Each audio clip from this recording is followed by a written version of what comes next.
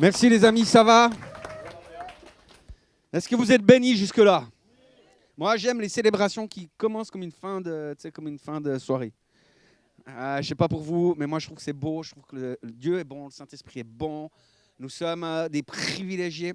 Et puis, vraiment, moi, voilà, qu'on puisse lui dire, faire encore une acclamation pour le Saint-Esprit, s'il vous plaît. Et puis, on veut vraiment lui donner toute l'honneur, toute la grâce. Alors, ce matin, on sera dans la deuxième partie du message restauré pour régner. Autrement dit, Jésus ne négocie pas ta destinée. Que s'est-il passé la semaine dernière pour ceux qui n'étaient pas là? Bon, déjà, vous dire vous aviez tort, évidemment. Voilà. Mais ça, vous pouvez toujours rattraper les replays sur YouTube, etc. Mais on a vu les 14 premiers versets de Jean au chapitre 21. Donc, on est après la résurrection de Jésus. Il nous est dit dans le texte que les disciples partent à la pêche, qui sont bredouilles, que Jésus arrive, il leur dit « Allez, jetez votre filet de l'autre côté ». Ils obéissent, il y a une pêche miraculeuse qui se passe. Et puis après, ils vont auprès de Jésus, qui les attendait avec un feu, voilà, et qui les attendait auprès de lui. Aujourd'hui, on va procéder d'une manière un peu différente de la semaine dernière. Ça va aller, vous en faites pas. Voilà, c'est maîtrisé, j'ai tout préparé. On va donc voir les versets 15 à 25 de Jean 21 et on va faire 3 parties distinctes. Tu peux les afficher volontiers. La première, ce sera donc les versets 15 à 19 qui parlent de la restauration de Pierre. La seconde, les versets 20 à 23 avec le piège de la comparaison. Et enfin, la conclusion, les versets 24 et 25 qui concluent l'évangile de Jean. OK ? Vous êtes prêts? Les 3 prochaines heures, vous allez voir, ça va être bon. Vous allez être construits, le Saint-Esprit va faire une œuvre de grâce et de gloire. Et le rôti sera trop cuit. Gloire à Dieu.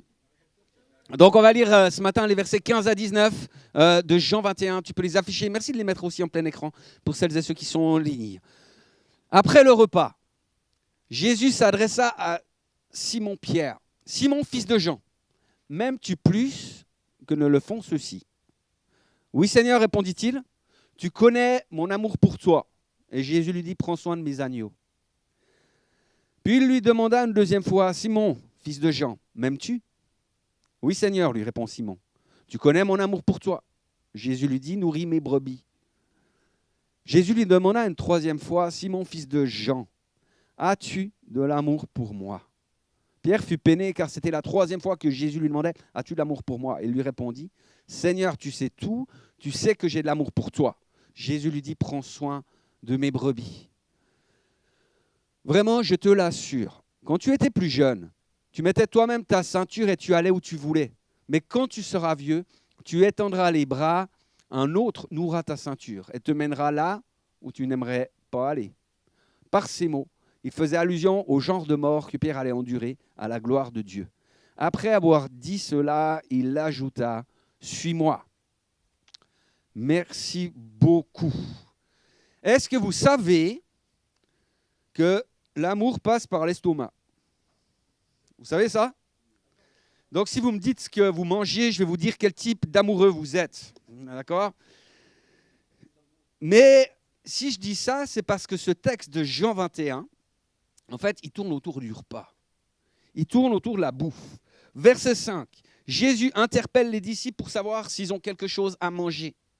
Verset 12, il les invite à venir manger. Au verset 15, le texte nous dit après avoir mangé. Et j'aimerais vous laisser un peu imaginer la scène. Jésus et les disciples, ils sont au bord de la mer. Il y a un petit vent, comme souvent au bord de la mer. Il y a un petit vent qui est là. Ils viennent de manger et ils sont assis autour d'un feu. Je ne sais pas si cette scène vous parle. En fait, cette scène, elle est extraordinairement ordinaire pour une situation qui est vraiment extraordinaire. Je vous rappelle, Jésus-Christ est ressuscité. Je ne sais pas pour vous, mais moi, si je faisais partie des disciples de Jésus, ils ont vu Jésus se faire arrêter. Ils l'ont vu crucifié. Ils l'ont vu mourir. Ils l'ont enterré. Je ne sais pas, moi, si j'ai un rendez-vous avec Jésus après qu'il soit revenu à la vie, je ne suis pas sûr que je fasse une bouffe. Je ne suis pas sûr que la première idée, ce serait de me retrouver autour d'un repas avec lui. J'aime ça, hein, c'est pas le principe. Mais est-ce que j'irai au bord du lac simplement avec lui ou est-ce que je verrai autre chose? Donc cette situation qui semble extrêmement banale ne l'est pas du tout. Et Jésus avec les 11, parce que Judas n'est plus là, hein, je vous le rappelle aussi, ils sont autour du feu. Puis comme souvent ce qui se passe autour du feu, tu sais, tu regardes ces braises qui rougeoient. Tu regardes ce feu-là. Un feu, ça a une ambiance particulière. Un feu, c'est des odeurs spécifiques. C'est la fumée qui pique les yeux. Vous savez, tu as très chaud devant et tu as froid derrière. Ça, c'est le feu. Hein.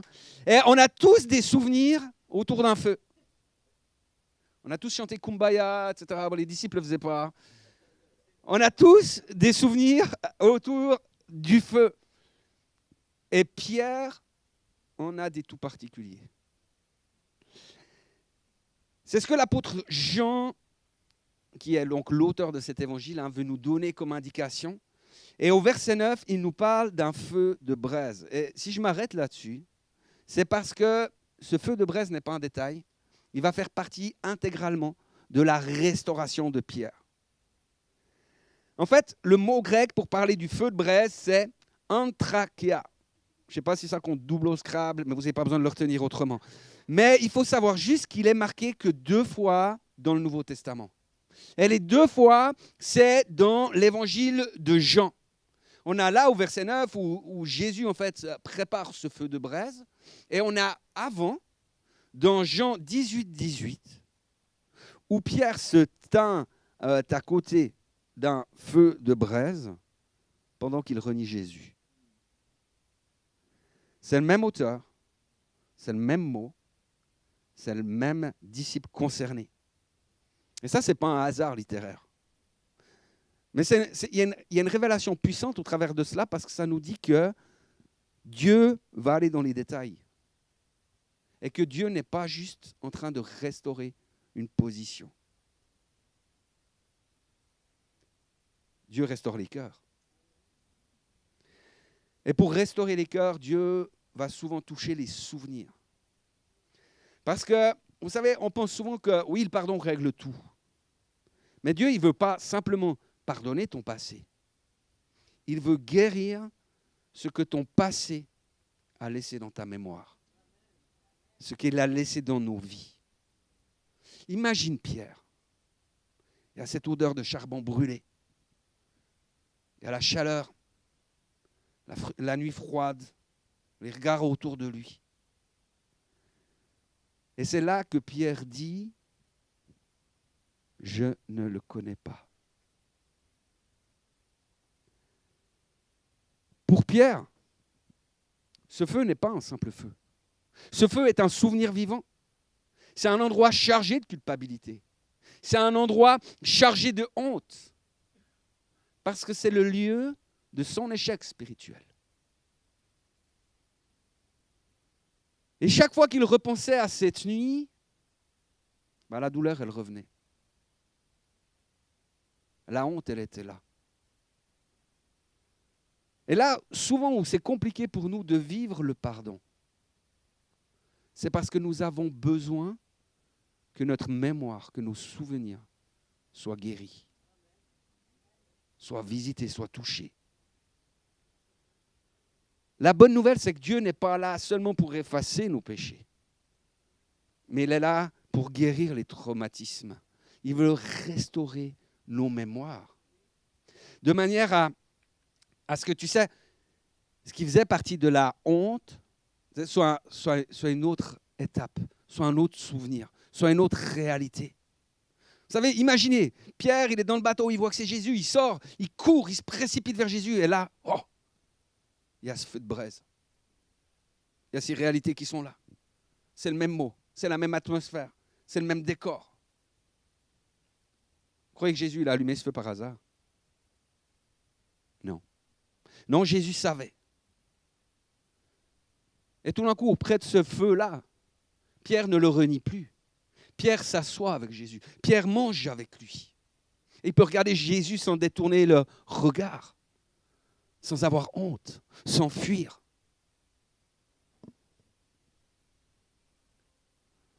Seigneur, c'est toi? Bon, je vous rappelle de mettre vos téléphones sous silence, bien évidemment. Vous savez, en fait, ce lieu, ce feu qui est un feu de honte, devient pour Pierre un feu de communion, un lieu de rétablissement. C'est le lieu où Jésus va écrire une nouvelle histoire avec Pierre.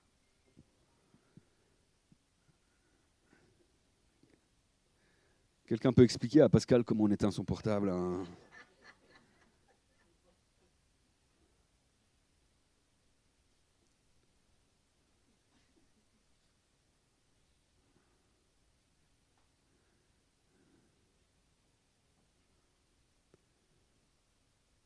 C'est important de ne pas fuir la scène.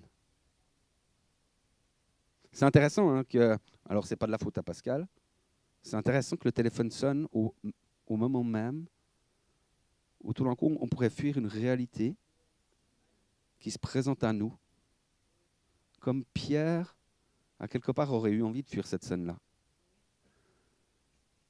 Et vous savez, la plupart du temps, quand un souvenir reste associé à la honte, ça veut dire que tout d'un coup, ce souvenir a une autorité sur nous. Il a un pouvoir sur nous. Il influence nos décisions. Il vole notre confiance. Et il murmure à nos oreilles, « Tu as échoué. »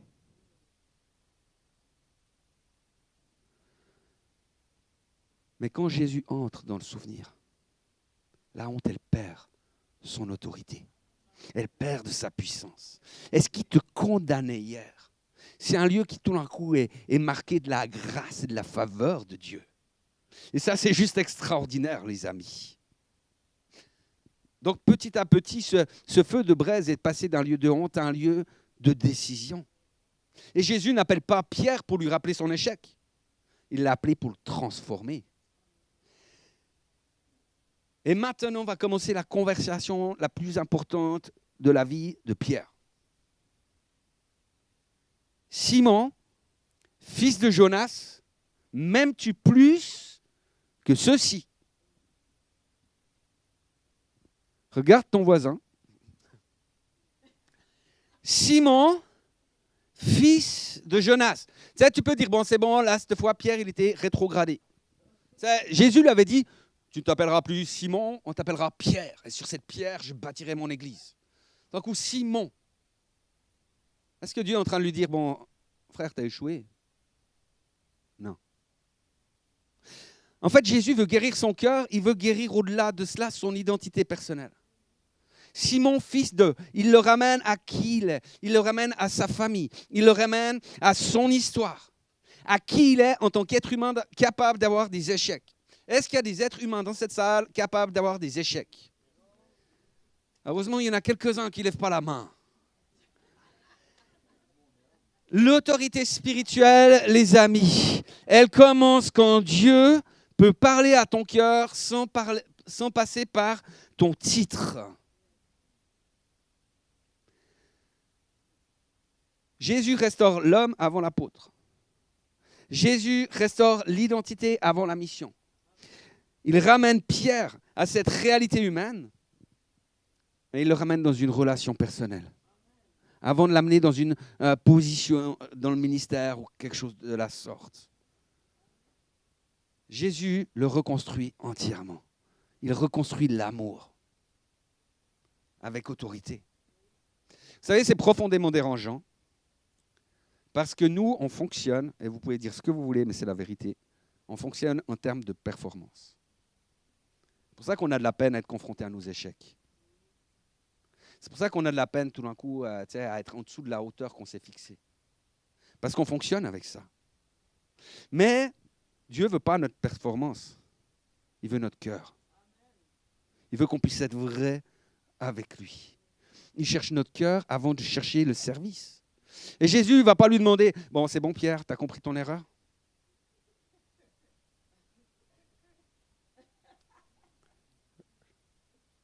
Il lui dit, m'aimes-tu?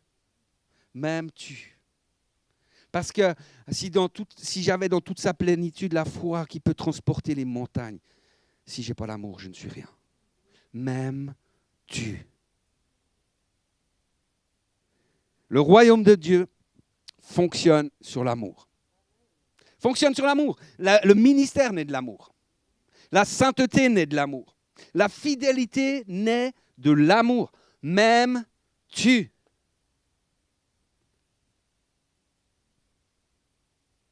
Dieu ne cherche pas des serviteurs efficaces. Il cherche des amoureux fidèles. Il cherche des adorateurs en esprit et en vérité. Pierre, il avait échoué, mais ce n'est pas parce qu'il manquait de zèle. C'est parce que son amour n'avait pas encore été purifié. Son cœur n'avait pas été purifié. Et Jésus va lui demander par 3 fois, Pierre, est-ce que tu m'aimes? Pierre, est-ce que tu m'aimes? Pierre, est-ce que tu m'aimes? Et pour ceux qui connaissent un peu cette histoire qu'on a déjà entendu parler par rapport aux Grecs, en fait, vous savez, dans le mot en grec, il y a plusieurs significations du mot amour. Nous, on dit amour avec un grand A, je dirais un grand A, mais il y a plusieurs significations. Il y a d'abord le mot agapéo qui parle d'un amour divin. Tu sais, d'un amour qui est parfait. Et puis, Pierre va répondre, lui, avec un amour philéo, qui est un peu l'affection humaine, qui est de l'amitié. Mais Jésus va lui demander par 3 fois, vous savez pourquoi? Parce que Pierre a renié 3 fois. Et Jésus veut le rétablir complètement. Et vous savez, il aurait pu dire, bon, c'est bon, tu sais, Pierre, vas-y, c'est bon, allez, tu sais, je suis mort, je suis ressuscité, tu sais, tout est pardonné, on va passer à autre chose. Mais non, parce que je vous le disais, Dieu doit le rétablir dans tout ce qu'il est, dans toute son identité. Et aussi, à quelque part, dans sa chute, dans son erreur. Et de la même manière, vous savez, que Pierre a renié par 3 fois Jésus publiquement. Jésus va le rétablir de cette même manière, par 3 fois. Alors si on transcrivait, tu sais, la demande de Jésus avec ses nuances, ses nuances par rapport à l'amour, ça donnerait un truc du style, Jésus va lui demander une première fois, Pierre, m'aimes-tu d'un amour total, d'un amour divin, d'un amour extraordinaire, de cet amour agapéo? Puis Pierre va lui répondre, oui Seigneur, je t'aime bien. Tu es un ami pour moi. Et Jésus va lui dire, prends soin de mes brebis. Puis une deuxième fois, ça va passer de la même manière, exactement, puis Pierre va répondre exactement la même chose. Et à quelque part, vous savez, c'est intéressant parce que Pierre, il ne prétend plus être un héros à ce moment-là. L'échec, ça rend humble. En fait, Pierre va plus être dans le super gars spirituel, mais il va être le gars super vrai. Et alors, la troisième question, il va se passer quelque chose d'hyper bouleversant parce que Jésus va descendre au niveau de Pierre, il va utiliser le même terme philéo, comme s'il disait, mais Pierre, même si ton amour est fragile, ton amour est suffisant. Même s'il n'est pas parfait, je reçois cet amour-là. Et il va lui confier ce qu'il a de plus précieux. Il va lui confier son peuple, ses brebis. Dieu ne va pas chercher des gens qui sont hyper capables. Il ne va pas chercher des gens qui sont parfaits. Il veut juste des gens qui sont vrais, des gens qui sont sincères. Et même si cette déclaration d'amour de Pierre, elle n'est pas idéale, je ne sais pas si tu vas vers ta femme, tu lui dis je t'aime, puis elle te dit ouais, moi aussi je t'aime bien. C'est un bon gars. Vous êtes d'accord avec moi que ce n'est pas idéal? C'est pas folichon. Hein? On peut espérer mieux. Mais à chaque fois, Jésus va lui dire, c'est bon, je te confie mes brebis. Par 3 fois, Pierre va dire, je t'aime bien. Jésus va lui dire, ok, c'est suffisant pour moi aujourd'hui.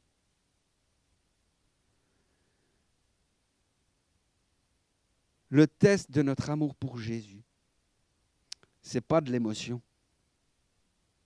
C'est finalement la responsabilité. Prends soin de mes brebis. Tu ne peux pas être leader. Non. Tu ne peux pas être leader et ne pas aimer les gens.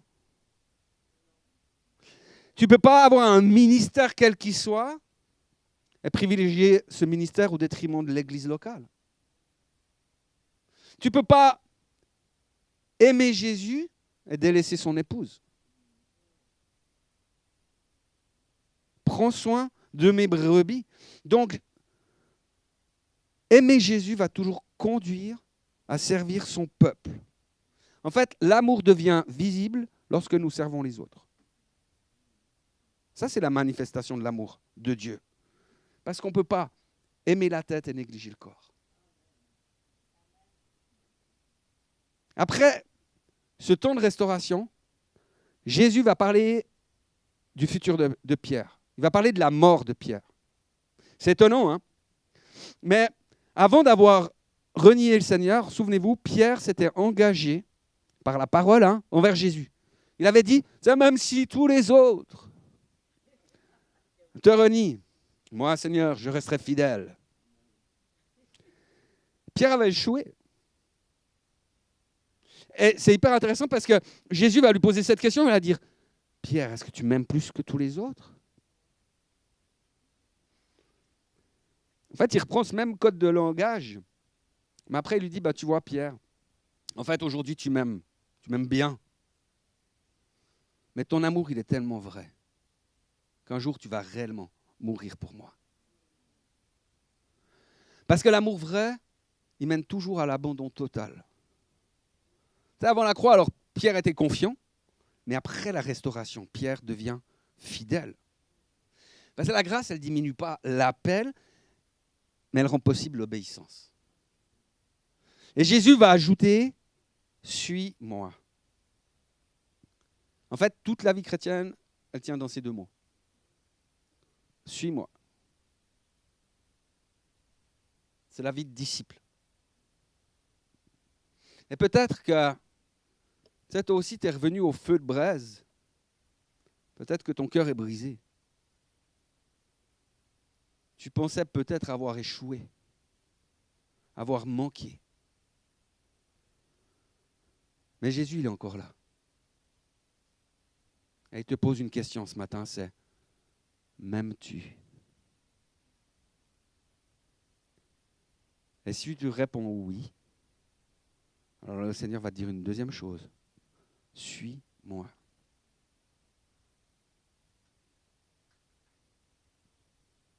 Et c'est là que le piège de la comparaison arrive. C'est notre partie 2. Si tu vas afficher les versets, s'il te plaît, on va lire Jean 21, 20 à 23. Pierre se retourna et il aperçut le disciple que Jésus aimait. Il marchait derrière eux. C'est ce disciple qui, au cours du repas, s'était penché vers Jésus. Elle lui avait demandé, « Seigneur, quel est celui qui va te trahir ?» En le voyant, Pierre demanda à Jésus, « Et lui, Seigneur, qu'en est-il de lui ?» Jésus lui répondit, « Si je veux qu'il reste en vie jusqu'à ce que je revienne, que t'importe, toi, suis-moi. » Là-dessus, le bruit courut parmi les frères que ce disciple ne mourrait pas.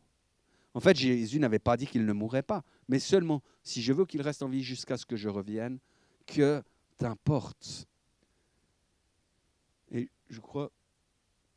Oui, exactement. Merci beaucoup. C'est intéressant, hein? Parce que le premier réflexe de Pierre après la restauration, c'est de regarder Jean. En fait, Pierre, il vit un truc qui est un truc de fou quand même. C'est un moment qui est intense, c'est un moment qui est privilégié avec son Seigneur. C'est émouvant, hein, c'est puissant, etc. Et ce qui se passe, c'est que Pierre, tout d'un coup, il regarde Jean, puis il dit, ouais, mais et lui? Et lui? La comparaison, elle commence toujours quand tu détournes ton regard de Jésus. Quand Pierre regardait Jésus, il était en paix. Et quand il regarde Jean, il est tout confus. Et lui? En fait, l'une des stratégies de l'ennemi, vous savez, ce n'est pas de nous arrêter. C'est nous faire regarder à la mauvaise personne. Parce que la comparaison, elle produit toujours de la jalousie, de l'insécurité, de la compétition spirituelle et de la frustration. Que ce soit envers Dieu, que ce soit envers les hommes, que ce soit envers l'Église. Puis la réponse de Jésus, elle est radicale. En fait, il dit, mais si moi je choisis qu'il reste en vie, ce n'est pas ton problème. Hein. Toi, qu'est-ce que je te demande? Suis-moi. Qu'est-ce que je te demande? Suis-moi. Autrement dit, ton appel, ce n'est pas celui de Jean. En fait, Jésus va refuser d'expliquer à Pierre, il ne va même pas essayer de se justifier, mais il refuse de comparer leur ministère. C'est intéressant parce qu'il y a quand même un peu des ragots qui se font. Ça, c'est propre à l'être humain.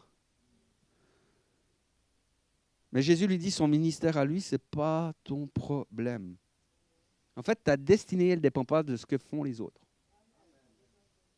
D'ailleurs, ta destinée, c'est même pas de, tu ne dois même pas aller essayer d'aller rendre des comptes pour les autres. Hein. C'est par rapport à toi. Ça, c'est ta destinée. Et je crois que quelqu'un doit entendre ça ce matin. Ta destinée n'est pas celle de l'autre. C'est la tienne. Tu sais, le Saint-Esprit distribue des dons différents à des personnes différentes pour l'utilité commune. Dieu ne va pas comparer les appels, il ne va pas comparer les personnes, il ne va pas te récompenser selon ce que les autres ont fait ou pas fait. Tu ne pourras pas dire que c'est de la faute au pasteur. Alléluia. Quelqu'un doit entendre ça. Est-ce qu'on peut méditer là-dessus un moment? On va mettre un peu de musique. C'était pas écrit, mais c'était tellement sorti du cœur. C'est toujours de la faute au pasteur. Non. Jamais.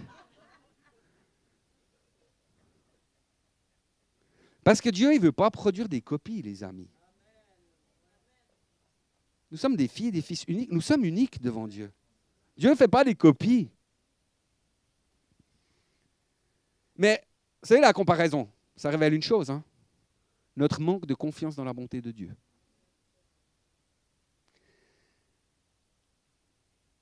Quand on se compare à quelque part, tu sais, c'est comme si on disait, « Ah, Seigneur, regarde, lui, il a un super ministère, il a tout, et moi ?» C'est comme si on voyait que les manques dans notre vie. Mais, vous savez, je crois j'étais à Haddock l'autre soir, on a parlé un peu de ça. Mais je pense que les réseaux sociaux, c'est un truc qui est génial, parce qu'on peut partager l'évangile à fond, etc. Et c'est extraordinaire. En un clic, tu peux rejoindre le monde entier. Puis en même temps, c'est un gros piège. Parce qu'il y a beaucoup de gens qui vivent leur vie avec Dieu tout en regardant Jean. Ils regardent leur succès, le succès des autres, ils voient leur plateforme, leurs résultats, etc. Puis ils se disent, oui, et moi? Et puis finalement, beaucoup essayent de suivre l'onction des autres, le succès des autres, le style des autres. Mais ce n'est pas ce que Dieu nous demande. Il dit, toi, suis-moi. Toi, suis-moi.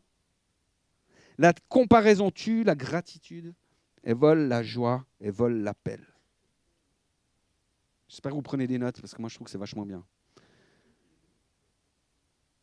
Mais vous savez, moi, je crois qu'il y a des gens qui souffrent, et c'est peut-être le cas de quelqu'un parmi nous, qui souffrent, non pas parce que Dieu l'aurait oublié, mais ils souffrent parce qu'ils regardent une destinée qui n'est pas la leur. Est-ce qu'on peut proclamer quelque chose ensemble ce matin? D'accord? Proclamer, je ne suis pas appelé à vivre la destinée de quelqu'un d'autre.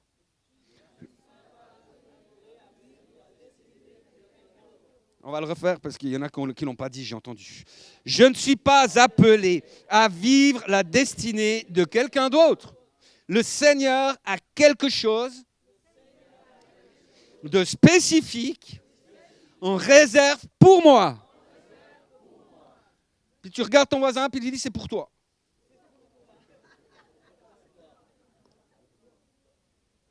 Mais c'est important, on le fait un peu sur le côté du rire. C'est tellement, il y a de la puissance dans nos bouches, les amis. Il y a les paroles de vie et de mort sur nos bouches. À force de déclarer des trucs qui ne sont pas bien, il nous arrive des trucs pas bien. Déclarons la puissance de Dieu, déclarons la vérité de la Bible. Croyons que ce qu'on sème va porter du fruit. Tu peux maudire un figuier ou tu peux le bénir. C'est tellement important, tellement puissant. L'évangile de Jean va se terminer ainsi. C'est notre troisième partie sur Jean 21, 24 à 25, où il est écrit « C'est ce même disciple qui rapporte ces faits et qui les a écrits. Nous savons que son témoignage est vrai. Jésus a accompli encore bien d'autres choses. Si on voulait les raconter une à une, je pense que le monde entier ne suffirait pas pour contenir tous les livres qu'il faudrait écrire. » Amen. Amen. Donc cet évangile de Jean, c'est intéressant parce qu'il ne se termine pas sur un miracle. Par contre, il se conclut avec des disciples qui sont transformés. Pierre est restauré. Jean va demeurer fidèle. Tous les disciples ont été appelés et envoyés. Et Jésus continue d'appeler, continue à dire « suis-moi ». Les miracles, il ne faut pas vous en faire, ils vont suivre.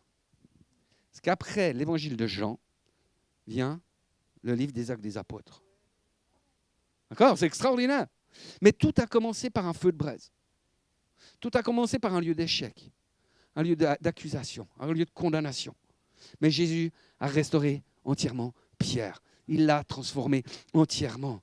Et lui qui avait publiquement renié son Seigneur va se retrouver au jour de la Pentecôte en train d'annoncer l'évangile avec conviction. Et il y a 3000 personnes qui vont donner leur vie à Jésus en une seule prédication. Que quelqu'un dise Amen, j'aimerais avoir autant d'impact que lui. Ça, c'est la puissance du Saint-Esprit, frères et sœurs. Et il est bon d'entendre ce matin que Jésus va accomplir tellement de choses au travers de ta vie que tu n'auras pas assez de temps pour toutes les raconter. Que tu auras de la peine à toutes les consigner tellement qu'il y en a. Mais est-ce que nous croyons que notre Dieu est un Dieu de surabondance? Est-ce que vous le croyez vraiment? Vous savez, Paul écrit dans Éphésiens 3, versets 20 à 21, « À celui qui peut faire, par la puissance qui agit en nous, infiniment au-delà de tout ce que nous demandons ou pensons, à lui soit la gloire dans l'Église et en Jésus-Christ, dans toutes les générations, au siècle des siècles. Amen. » Donc, on doit faire nôtre que la surabondance de Dieu dépasse nos capacités mentales d'imaginer ces choses-là, ou même de les rêver. Ce n'est pas notre imagination, ce n'est pas nos circonstances passées, ce n'est pas toutes ces choses de nous-mêmes qui peuvent restreindre l'action de Dieu. Alors, bien entendu, nos prières sont trop petites. Je dis, demain matin, je sais qu'il y aura foule à la veille d'adoration, parce qu'on a un peuple qui a soif. Mardi soir, soirée résistance, il y aura plus que foule, on sera rempli. Mais nos prières restent trop petites. Et gloire à Dieu, parce que Dieu ne répond pas seulement à ce que tu demandes. Il va bien au-delà. Il répond selon sa provision à lui. Paul parle de la puissance qui agit en nous. Alors voilà. Ce serait le temps de secouer un peu ses yeux, d'arrêter de regarder l'enveloppe. Ce n'est pas le flacon qui compte. L'important, c'est l'ivresse. Non, mais ce n'est pas le message. Ça, c'est un dicton, je suis désolé. Voilà. Non, mais le vase est en argile, mais la puissance est à l'intérieur. La puissance de Dieu agit en nous. Le même esprit qui a ressuscité Jésus-Christ d'entre les morts réside en nous. Nous sommes le du... Faudrait qu'on commence à y croire. C'est dans les vieilles casseroles qu'on fait les meilleurs.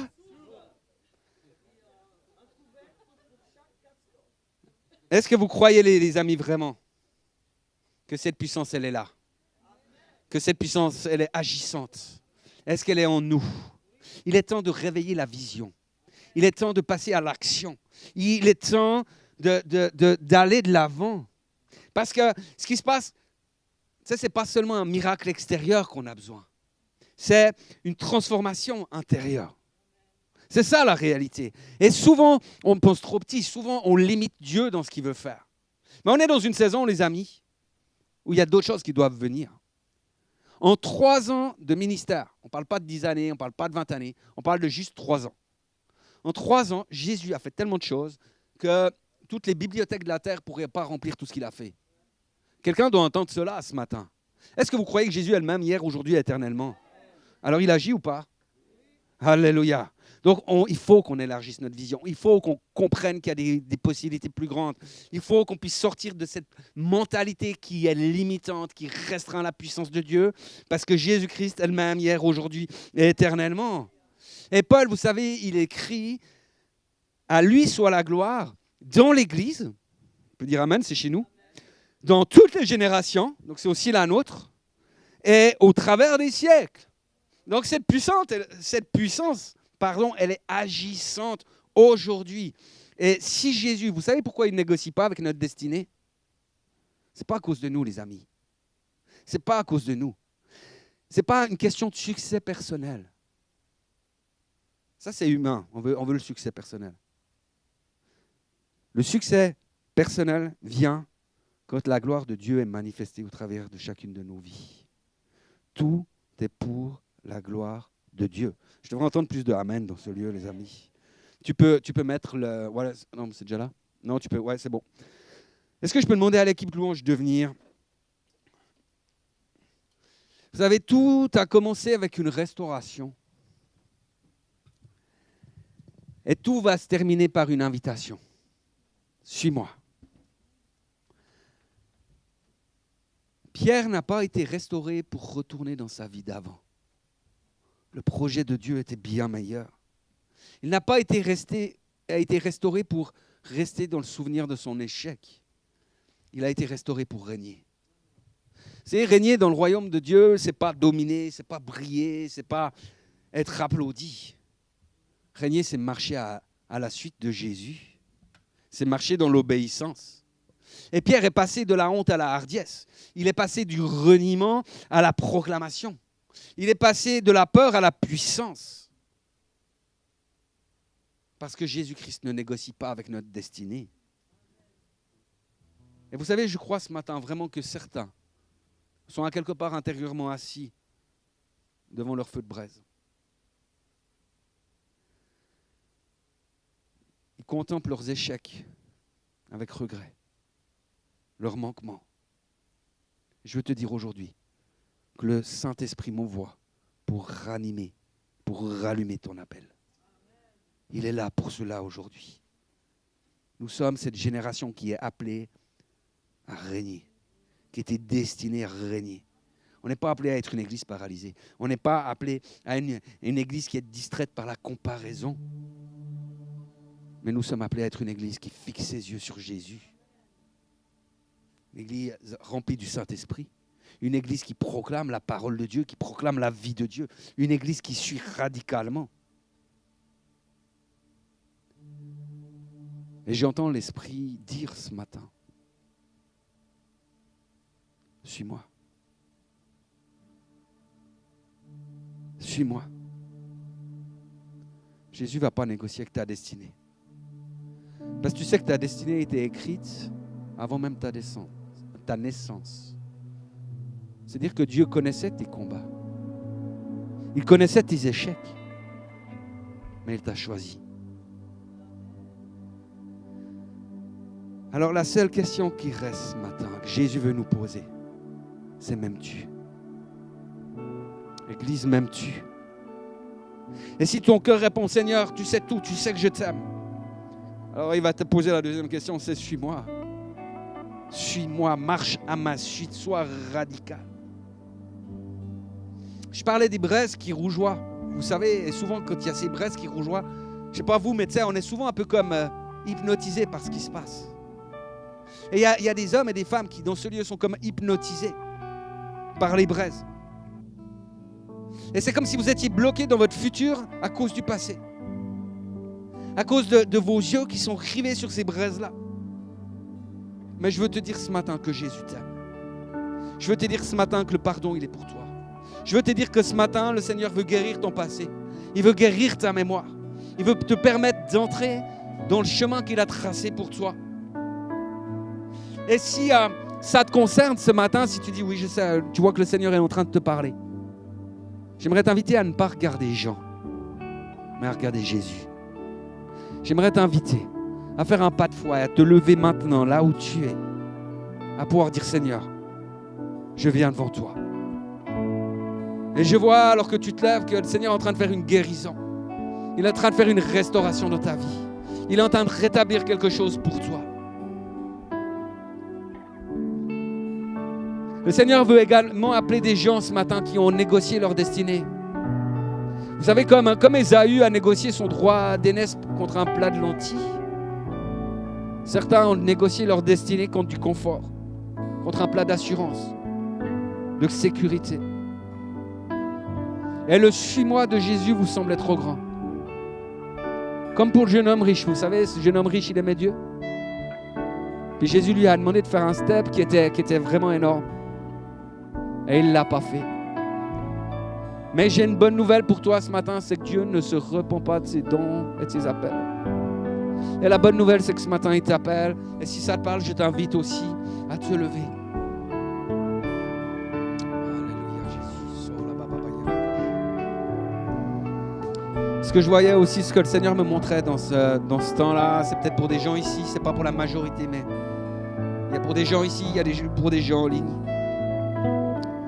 C'est des gens qui avaient été appelés au ministère à plein temps. Et pour je ne sais quelle raison, vous avez négocié. Et que ce soit ici, que ce soit en ligne, j'aimerais vraiment pouvoir vous inviter à vous lever ce matin. Si tu es à la maison, lève-toi, parce que c'est un acte spirituel que tu es en train de faire.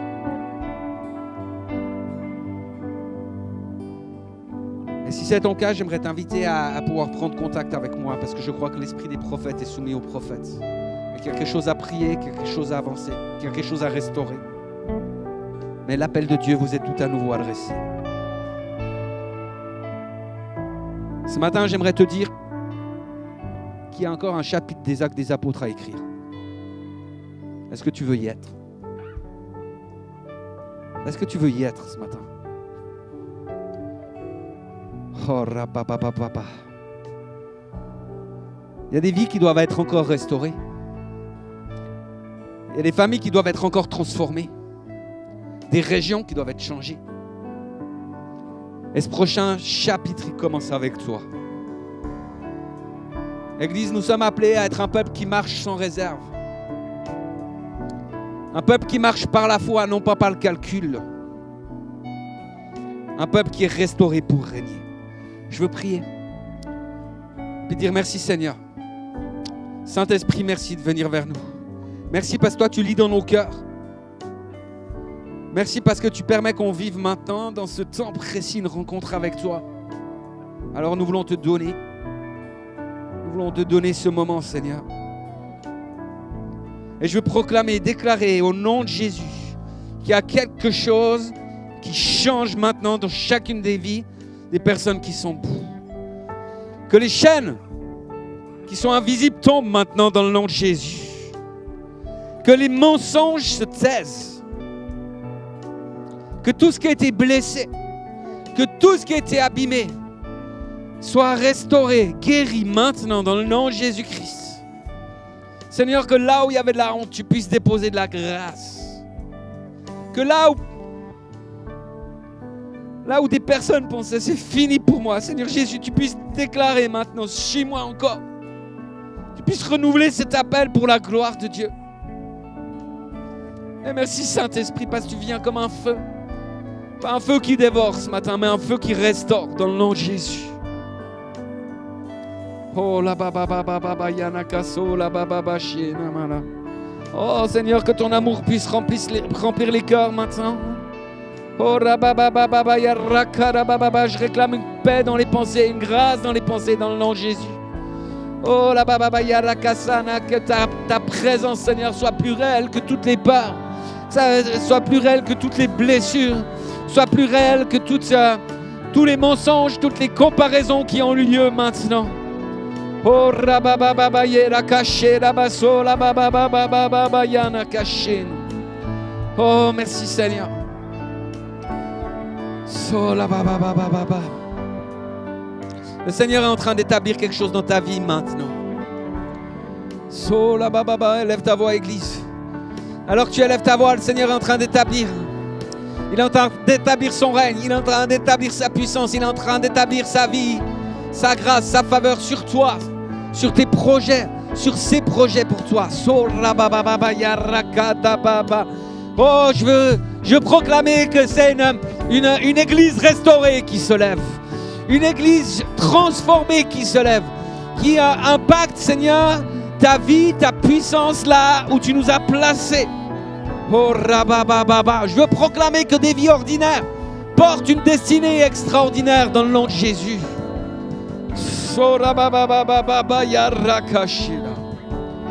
Oh Seigneur, merci parce que tu ne négocies pas avec notre destinée. Oh la baba baba. Est-ce qu'on peut déclarer ce matin, Église? Seigneur, nous disons oui à ton appel. Seigneur, nous disons oui à ton appel. Nous disons oui à ta volonté, Jésus. Nous disons oui à ton chemin, Seigneur Jésus. Nous proclamons et nous fixons nos yeux sur toi. Notre avenir appartient à Dieu. Nos maisons appartiennent à Dieu. Nos familles appartiennent à Dieu. L'Église appartient à Dieu. Oh Seigneur, rends-nous dignes. Rends-nous fidèles pour marcher jusqu'au bout. Pour impacter cette ville.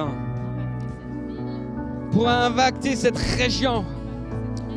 Pour impacter chaque endroit où tu nous places, Seigneur. Les lieux de travail. Nos lieux de loisirs. Nous voulons les impacter pour la gloire de Dieu. Nous marcherons jusqu'au bout avec toi, Seigneur Jésus. En ton nom puissant, et qu'on puisse déclarer un amen retentissant pour le Seigneur. Amen.